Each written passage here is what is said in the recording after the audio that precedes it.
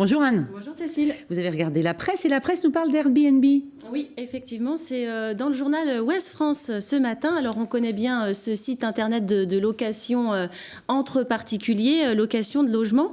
Ouest France nous relate la mésaventure d'une famille de Saint-Nazaire qui était en location près de Barcelone, dans la campagne.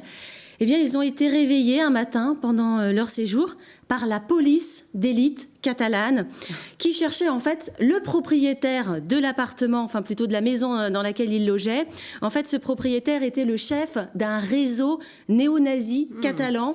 Il était recherché par la police. Il est donc désormais sous les verrous.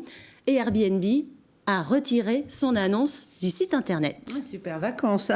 On va parler de police de proximité maintenant, hein, c'est ça? Oui, alors et ça n'a pas de lien. Pas tout à fait.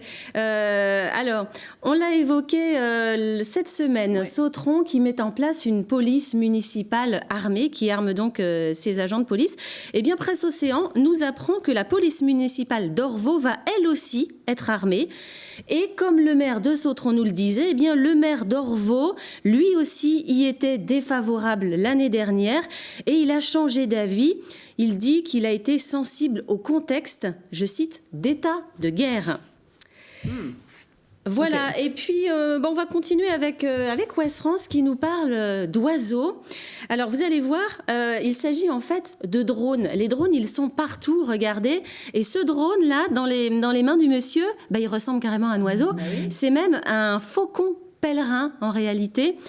Donc c'est un drone qui doit ressembler à un faucon pèlerin parce que son but, ça va être d'effaroucher les oiseaux indésirables. Le faucon pèlerin, il est souvent domestiqué justement pour aller chasser ces oiseaux qui peuvent être au-dessus des champs et picorer les graines. Eh ben, on n'a qu'à prendre un robot, c'est plus efficace, on le télécommande. Donc c'est une entreprise locale qui fabrique ça. Il fait jusqu'à 1,20 m d'envergure, 80 km de vitesse et on peut donc louer cet engin.